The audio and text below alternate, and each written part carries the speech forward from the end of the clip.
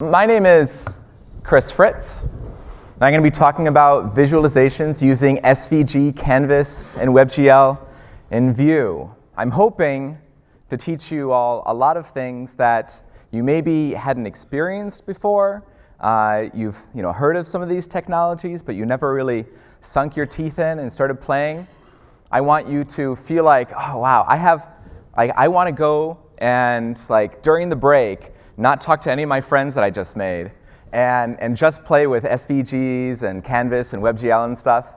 I hope a lot of people learned a lot of really cool stuff yesterday. Raise your hands if you learned a lot of really cool stuff yesterday that you're going to take back to work. Oh, that's fantastic. I love it. So I'm on the Vue core team. I don't work exclusively on documentation. I work some on documentation and some on community stuff, but basically my main focus is anything that involves improving the developer experience. I'm a consultant as well, and as someone who builds a lot of apps and helps a lot of other people build apps, improving the dev experience kind of selfishly works in my favor because then I'm happier at work and I get to work on more interesting problems when I'm working on other people's apps. Some of my goals for this presentation include explaining why. Why would you use SVG, Canvas, WebGL? Why use these alternatives to HTML? Why do they exist? Give you a little bit of exposure. You can see what coding with these technologies might look and feel like, what kind of resources you have available to you. And also gives you some tips and tools so that when you're writing these visualizations, they can be very performant. You know what kind of tools you have available. You cannot reinvent the wheel by reinventing an algorithm that someone came up with 40 years ago and published in some math paper and is now part of some library that you can just import and then do it for you. For example, when you want to draw a really nice force-directed graph or something like that, we have libraries for that. You don't have to reinvent it. I'm going to share some of those. And then it went back to why. So first, I want to talk a little bit about HTML. We can do a lot in HTML. For example, make shapes like rectangles. Here's a little gray box. How many people raise your hand if you've made something like this? If you've made a div with a background before? Okay, we're on the same level. Okay, this is okay, good. People know this content. We're still familiar. Circles with adding a border radius of 50%. That's a little hacky. That's a circle. That works. Make more than just squares and rectangles. And okay, let's make a triangle. We get a little bit more hacky. CSS, width 0, height 0. And then border left and border right, transparent. Border bottom, we give that a solid color. But yeah, it's technically a rectangle in CSS. And you can do some more, especially with some really cool CSS. I bet there are a lot of people here who could make a lot more shapes. Who could make more shapes than what you've seen so far in CSS? Raise your hand. These are your CSS experts that you should bug later. Awesome. So why not just HTML? We can make rectangles, circles, triangles. Heck, if you make a rectangle shorter, it's a line. That's one more shape, sort of. One case is when you want precise shapes. So imagine your boss gives you this mock-up and says hey, can you just draw this with HTML? And then we want it so that when you hover over one of the counties in the United States, one of these little squares, you get more information about that county. And you had to draw that in HTML. How many people would have a really fun time with that? Raise your hands. Wow, we have a couple masochists in the audience tonight. I personally would not enjoy it. You'd basically be just creating one div for every pixel and trying to draw it that way. That's what I do, at least. And also there are precise shapes outside of the United States, like to draw this wonderful maple leaf. That's me pandering to Canada, and you're supposed to applause. Isn't that? I mentioned the place. You saw the flag, and yeah. And it works out. This is a complex shape to draw. I wouldn't want to draw that maple leaf with divs. And you also want high performance. So does anyone know what visualization this is? Feel free to shout it out. Conway's Game of Life, yeah. So right now we have 5,184 cells running at 60 frames per second. Oh, dropped to 30. And we want this to run really fast. You can do something like this easily with divs. We've made our squares, but HTML doesn't have the best performance because it can't take advantage of the GPU in a lot of cases. There are some CSS hacks that you can do to get around that in some cases, but not always. You may also want to do some 3D. This is the Vue.js London logo. I apologize, I realize I do not know the creator of the logo. It might have been Blake Newman who put together Vue.js London, or maybe someone he hired or someone he knows. And I was inspired by a really cool animation that Sarah Drasner made. Who knows Sarah Drasner from the Vue community and beyond? Gosh, she's huge. She's been interviewed on big news channels and stuff. New York Times asked her what she wants to keep in her bag. I think you've made it at that point. So this is a little 3D animation that I made with the Vue London logo. I didn't make one for this conference's logo, because that is your contest to do something really fun with the logo. You'll be hearing more about that. You heard a little bit about it yesterday, and you'll be hearing more about it before the breaks and before lunch, I believe. How many people have participated in that contest already?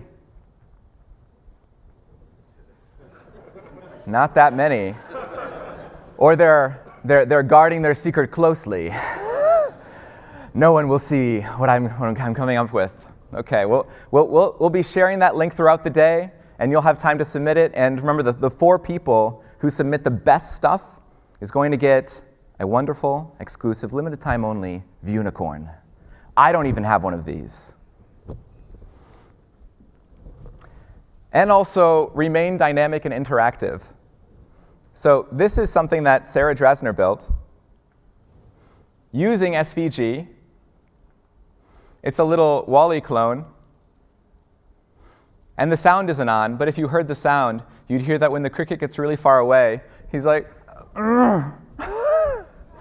he's really sad. And this might seem like, oh yeah, that's a fun little demo, but that's not something I would actually use in my apps. If you have listened to any of Sarah's talks, you'll have probably learned from her that people are generally willing to wait about 7 times longer with some kind of custom branded animation during loading screens. Rather than just a spinner, they're willing to wait 7 times longer. That means perceived performance is 7 times faster. So if you went to your boss and said, hey, I have an idea for speeding up our website by 7 times, make it 7 times faster than it currently is. First of all, they'd say, I think you're wrong. No, I don't think that's possible, and it probably isn't. But by doing a little animation, you can do something just as good. Give them something to play with even while they're waiting.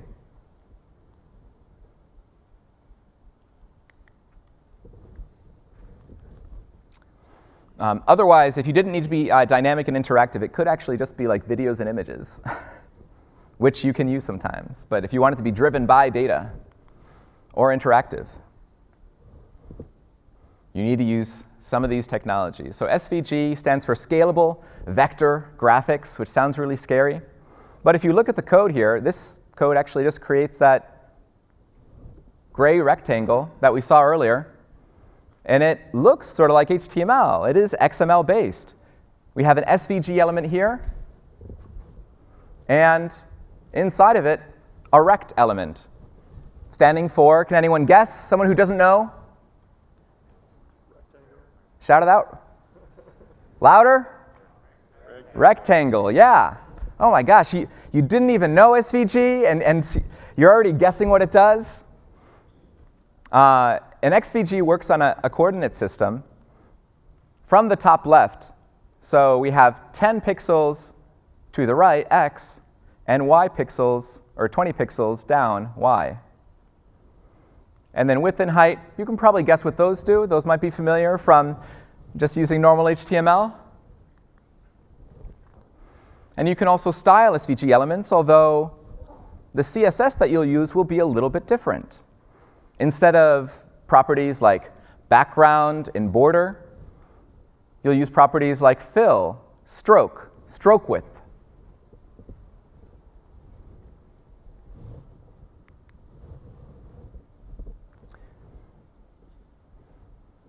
And you can actually use SVG with programs like Vue just as easily. So for example, I have this box that is bound to dynamic data. I can change its width and height, make it bigger or smaller, change its position within this box, and it never goes outside of that box. And through Vue's reactivity, I'm just using some inputs with V models. Nothing special here. Here's where we get to the SVG stuff. I bind a dynamic width and height to the SVG. Whenever those change, the SVG will update, just like with HTML. Dynamic x, y, and width and height. And this is just backed by data in Vue with computed properties for max x, max y, max width, max height, to make sure that that box, no matter how much you change it, no matter what size you make it, can never leave the SVG, the box surrounding it.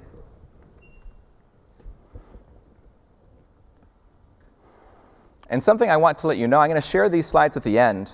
And any of these examples, if you click on the code, it'll open up in a code pen where you can fork this, play around with it yourself, make your demos better. This is something that Eduardo from the core team likes to do sometimes with a lot of my animation stuff. I'll publish like a cool animation demo, and then he'll put out a tweet 10 minutes later saying, I made it better for you.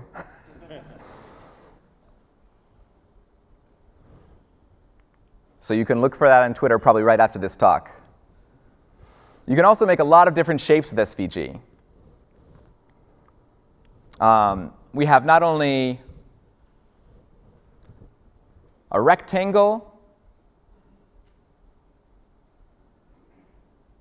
we can have circles, ellipses, lines, polylines. That's a bunch of lines in a row that are connected, straight lines. Polygons, which are any kind of shape.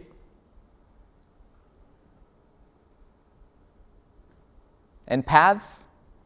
This is not an exhaustive list of all of the things you can do in SVG, but these are some of my favorite elements. Path allows you to draw a squiggly line, any kind of line you want. And you might be thinking, wow, M20, T30, Q40, 205, this looks like a little bit beyond my abilities. Like, I don't think I would know how to make a pretty path with that. I don't even know what these numbers mean. And I want to tell you that I do not know what those numbers mean either. But I use utilities like D3. D3 has a bunch of utilities for drawing paths like this that make it really easy. And sometimes, even with graphical user interfaces where you can choose how you want that path to be, and then it'll just draw it for you. The only one I know who actually knows how to read and like write that data raw is Sarah Drasner, who's just epic and better at all of this stuff than I am.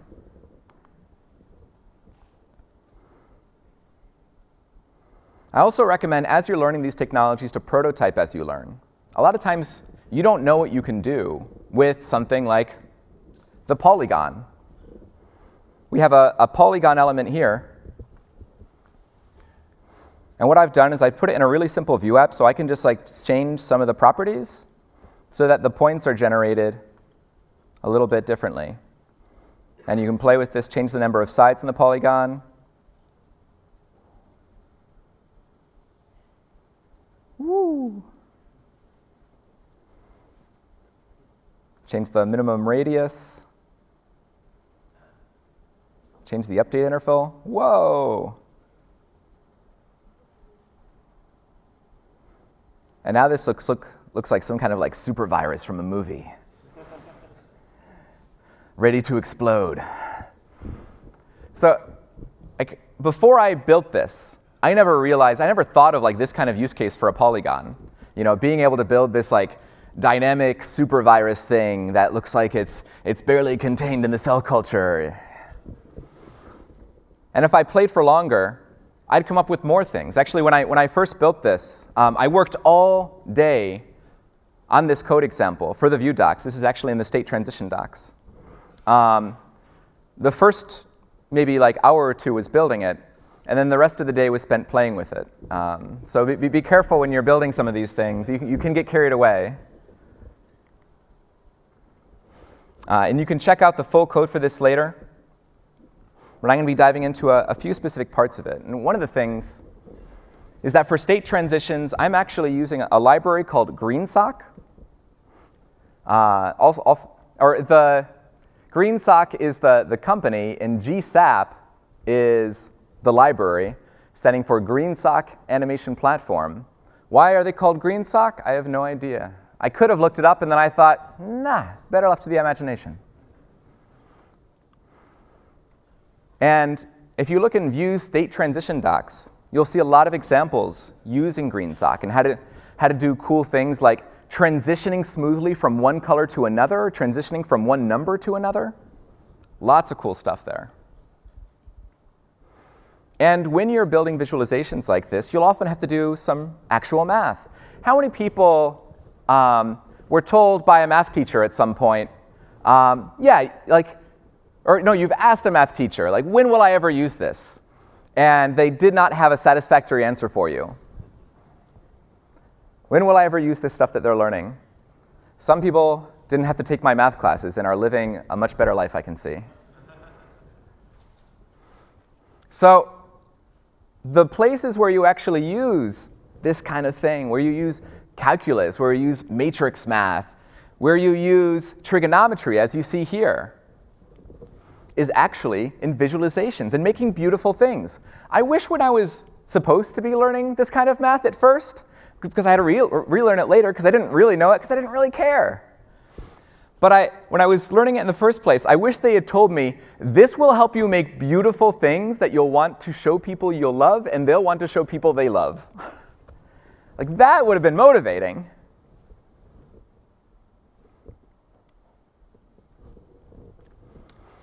But SVG is slow, like HTML. Oh, I want to go into one more point.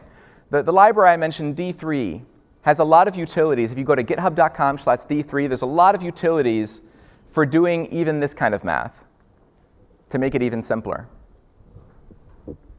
So you don't have to go back and like open up your old trigonometry textbook necessarily to start doing this kind of stuff. And often you can Google it as you go, and a lot of people on Stack Overflow will just say like, oh yeah, this is how you solve that particular problem, and you don't have to understand the math, and you can copy and paste. I've done that sometimes. SVG is slow, though, as I mentioned. It's like HTML. It isn't faster than HTML. We don't get a speed boost there. So this is Conway's Game of Life, once again, built with SVG and Vue. And right now, we're running at a pretty nice 60 frames per second with 5,141 cells changing every single second. But of course, I am on like one of the latest MacBook Pros. It's good to keep in mind that even if you are on a really fast computer, most of your users may not be. And if they're like looking at this from an old phone, they might be getting 0 frames per second. So we always want to make our visualizations as performant as possible so that they're as accessible as possible. But actually, I'm going to show you this limitation of SVG let's make it a little bit harder. Okay, we're at 10,000, 12,000. Okay, now we're dropping down to 25 frames per second, 17, 20. And this is even on like one of the latest MacBook Pros that has a really good GPU and really good CPU. So before I show you how we can make that faster, I want to share some tricks about how I made this as fast as it already is. You don't have to read all of this code. This code will be available for you to check out later. But whenever you see one of these comments, this is a little tip about something I want to show you. So you might notice I'm using a vShow instead of either a vIf or using a filtered group of cells to decide what to render. And the reason I do this with a vShow is because when you have elements that are going to be removed and added to the DOM very frequently, it is much, much cheaper to hide them and then show them again later than to destroy them and then recreate them. We would be getting much, much worse performance if we weren't using this vShow. vShow, for those who are a little bit newer to Vue, basically just toggles display none.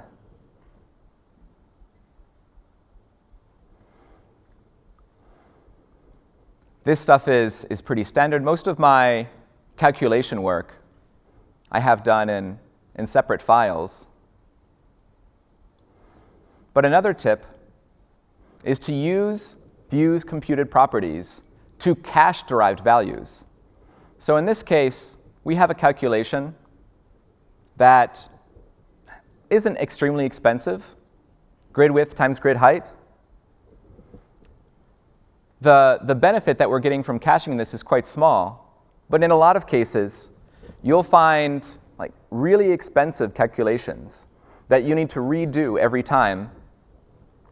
And the nice thing about computed properties, if you don't already know this, is that they'll only reevaluate when one of the reactive dependencies changes. Otherwise, they will stay exactly the same. It'll just reuse the value that it already has. Another tip, I'm going to skip past this one and skip down here for now. So I'm using request animation frame instead of an infinite recursive function or set interval because we want this to keep evolving. We want the cells to be changing all the time. And request animation frame basically tells the browser that we want this to happen as fast as the browser can render it.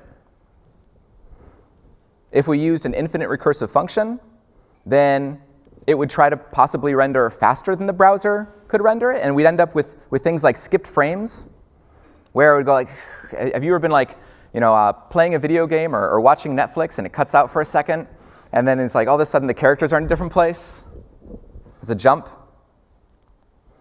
Or set interval, which basically locks our frame weight. But whenever you're setting up any kind of infinite loop, it's important to clean it up in something like a before destroy hook. Basically, I'm just setting evolve to do nothing instead of having evolve constantly call itself through request animation frame. Now, Canvas and WebGL, fortunately, are faster. This is an example with Canvas.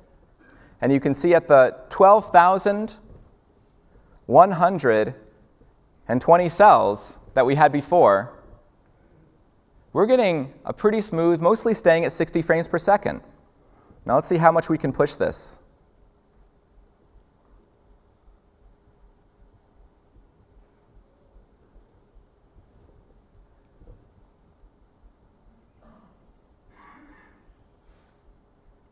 .32, we're at 42 still, pretty close to 60 frames per second. Okay, so now to get the same kind of performance, actually still even better performance than we were getting with SVG using Canvas, we have a 129,000 cells getting better performance than, I think it was 11,000 cells with SVG. That's how much faster it can be. And WebGL has similar performance. This is one of those cases where you might want to switch from SVG to WebGL or Canvas when you want this nice performance. So let's take a little bit of a closer look at Canvas. Here's that gray square that we keep seeing. In our HTML, we just have a canvas with an ID of canvas. And then we use document.getElement.id or document.getElementById for that canvas element. And the part that you might not be familiar with is getContext2D. When you get context2D, whoops, I opened up the code pen.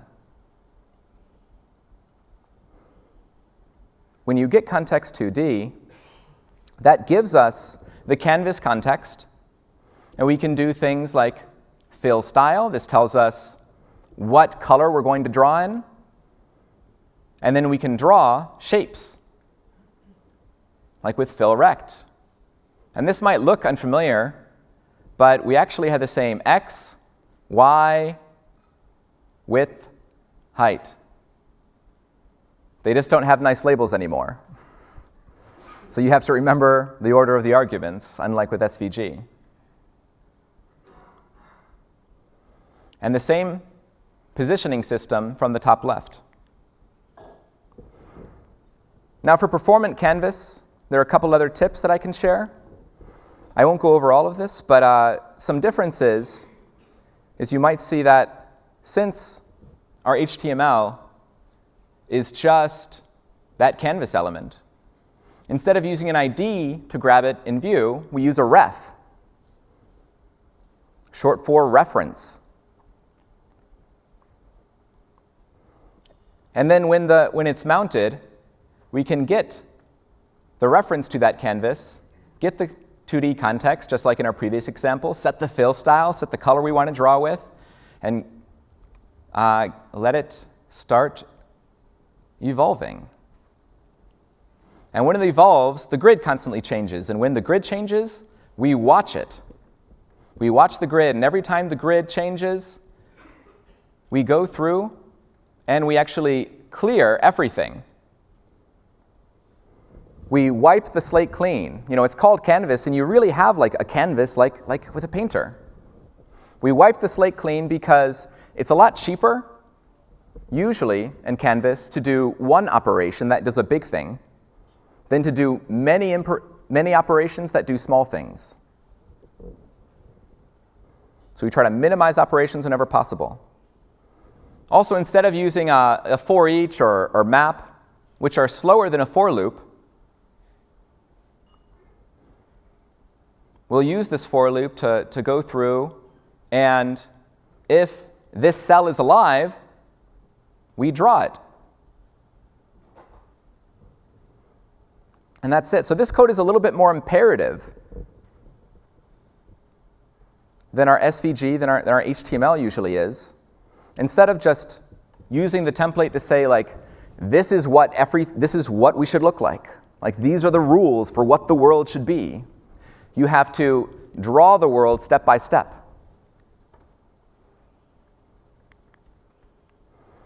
And doing the same thing in WebGL. So before we go into Canvas, this is just our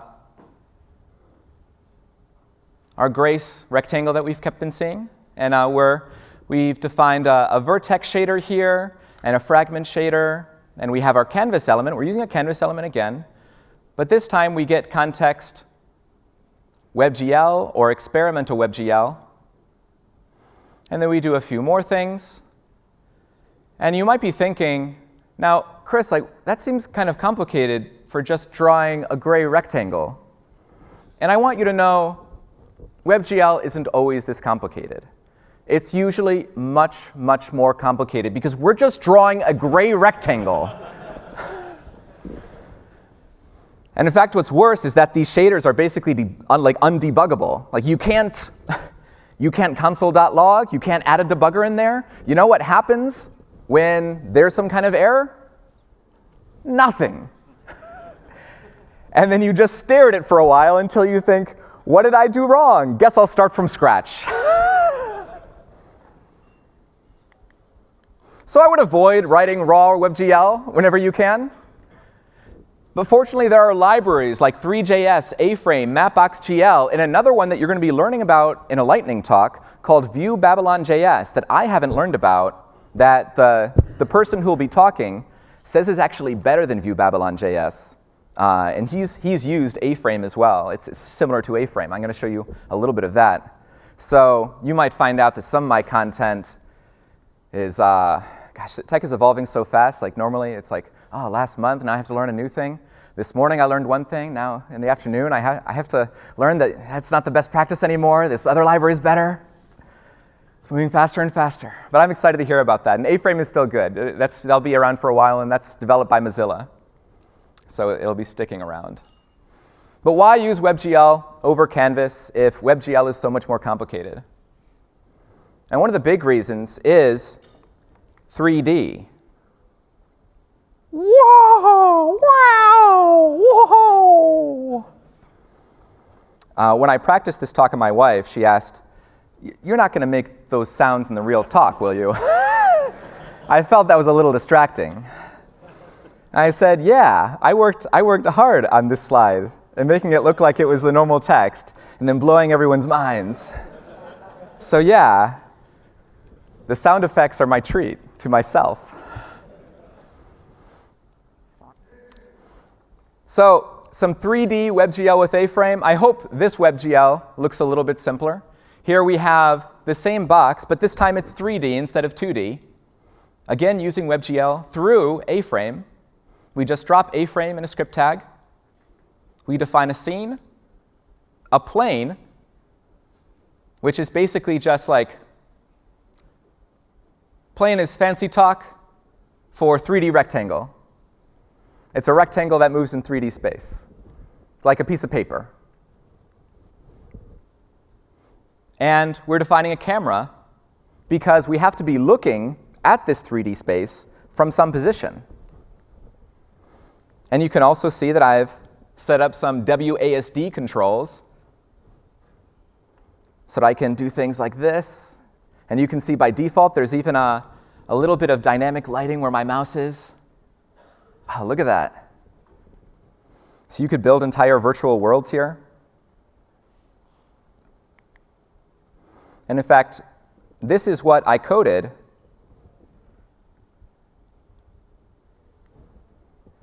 this demo that you saw earlier in. This is in a code sandbox that you can edit later. Whoa! So all of these triangles I've turned into 3D pyramids with dynamic lighting and a beautiful plain ground of green. I thought about trying to make it grass, and then I thought, like, Chris, you have other work to do. But you can make it with like different textures and stuff. So some general tips and review before I wrap up. First, I want you to know that dev is slower. Keep this in mind. You might find that your visualization is running a little bit slowly in development. You know, maybe you're getting a good like 30 frames per second, but you're thinking of all the different kinds of users and making sure that even when they're, you know, at your website with a slow device, that they get the same nice fluid experience, you know, of at least like 15 frames per second or something like that. You know, you don't want them chugging along at like 3 frames per second, or worst case scenario, just like locking up their phone, and they decide like not only are they not going to use their product, like not going to use your product, they're going to put it on some like block list so they can never accidentally go to your website again. Keep in mind, dev is slower. If it is too slow, first check it in production before you go too far into making optimizations, because you might find that it actually runs just fine in production. When Vue and all the other frameworks are compiled for production, we change our optimizations from providing a really great dev experience with lots of warnings, you know, catching you when you make mistakes, and we can tell you, like, oh, by the way, like, You should only have like a single root node in a template and things like that. How many people have seen that warning before? Yeah. I wrote a lot of those warnings, and I still see it sometimes. Like I'm yelling at myself. So we strip out a lot of these warnings and instead focus on giving you like a really fast experience. So you might find that it's not actually a problem in production. As I said, also optimize repeated operations. Some ways you can do this are with functional components. If you have a component that's rendered with a v4, let's say like 1,000 times or 1,000,000 times. First of all, if you have like a table with 1,000,000 rows, there's maybe some other stuff going on that you need to work out. I doubt users are looking at all 1,000,000 rows. I don't think that's necessary. But if you are rendering a component a bunch of times, you can use a functional component.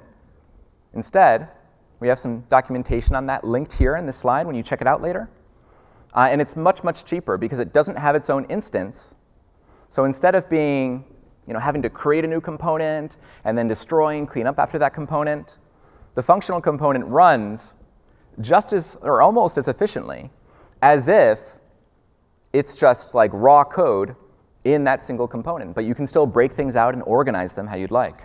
You don't have to keep all of your code in a single huge component, just to try to optimize performance. And that also wouldn't optimize performance in some cases, because you'd be rendering the whole thing every time any kind of state changed, even if that component didn't care about it. So also, I recommend using vshow instead of adding and removing, like I showed you before, instead of using vif, or using a filtered array in many cases. And you can componentize imperative code. I am not sure if componentize is a word, but I just made it one. It means to make something look more like XML by wrapping it in a component. So here you can see I've defined an interface with WebGL canvas and WebBoxGL, and then I pass it an X, a Y, a width, and a height. And you can define components that do this exact same thing as you saw with that huge WebGL code that I think we all agreed was a nightmare. Make it as simple as this. And then you can draw a bunch of boxes, and you get rid of all that boilerplate, or at least all that boilerplate you only have to define once. And most of your team doesn't have to be a WebGL expert if you want to write raw WebGL. Instead, they can just use an interface like this, and it's like they're using HTML. And that's a lot easier for them. That means more people on your team can build the parts of the app that are really beautiful and interactive. It doesn't have to be, that one person on the team. It's like, oh, we should probably have Alice take a look at that, because, yeah, I just don't understand anything that's going on here. That's not a fun situation, especially when Alice leaves because she got offered a better job because she knows how to do all this stuff. And one tip I recommend, you can use the provide inject interface to create component patterns like this. That's a really great way to do it. And scoped slots, like Adam Wathan was talking about yesterday. That's also another really useful pattern that there's good documentation on in the Vue docs. Also, libraries, quick recap, GSAP for animation is really great. A-Frame for 3D, or Vue Babylon.js, if that turns out to be better. I think he said especially it's better for video games, so if you want to make games. D3 is great for math utilities. Go to github.com/D3, and you can see all kinds of different libraries like D3 Shape, D3 Interpolation. For those who are familiar with D3, it was previously all one big library, and it wanted to take care of all of the rendering for you. Now, what you can do is use Vue for all of your rendering, and D3 just for the math utilities. And also, finally, have fun. It's important to have fun while you're building these things. Make something that you kind of want to play with for the rest of the day, even if you hold yourself back from it. And one of the best ways to have fun is by adding a little animation to some kind of demo while you're working with this. So this is using the GSAP that you keep hearing about, green socks, GSAP, I'm just defining with tweenlight2 a transition. I'm transitioning some of my data over 400 milliseconds. Actually, I think this is 400 seconds. I think this is a typo that I'll have to fix. So it's seconds by default, so you might want to make this maybe 0.4 instead. And then a list of the properties that you want to animate. And give it the new value that you want to animate to. And it'll automatically work for not only like numbers, but also colors, and even things like paths for SVGs. If you want to like have two circles that are connected with a path, and then the circle moves and the path automatically like follows it. That's really cool. People love that. Sometimes I have sprints in a team that is just creating shinies as sort of a morale sprint, because everybody feels better about their app. And everyone feels more excited, even people not on the tech team. Like the product owners feel better. It's like, oh yeah, I feel like our app is great now. We don't have any users still, and it doesn't work yet, but it's beautiful. And I'm going to show my aunt. Also, finally, here's a little bit of awkward bit. So I work on Vue full-time and do a lot of consulting full-time. And I don't know if you've done the math, but full-time plus full-time means overtime. So if you could help me maybe make better compromises so that I can spend more time purely on Vue stuff, you can do that at patreon.com/ChrisFritz. My middle name is not actually Vue. My parents were not that prophetic. But for all intents and purposes, it may as well be. And huge thanks to John Leiter, who's from Vuetify. If you haven't used Vuetify, it's an awesome component library to help you build apps without having to worry about making it look pretty before you even validated your product idea. Super awesome, and he's my Vuesionary level sponsor. Gives me a couple more hours of Vue week, every week. He's around. If you see him, give him a handshake, because he's made your lives easier. I can guarantee it. I'm Chris V. Fritz everywhere. Gitter or GitHub, Twitter, probably on my gravestone eventually. You can find these slides at fritz.netlify.com/slides, viz in Vue. And thank you all for your kind attention.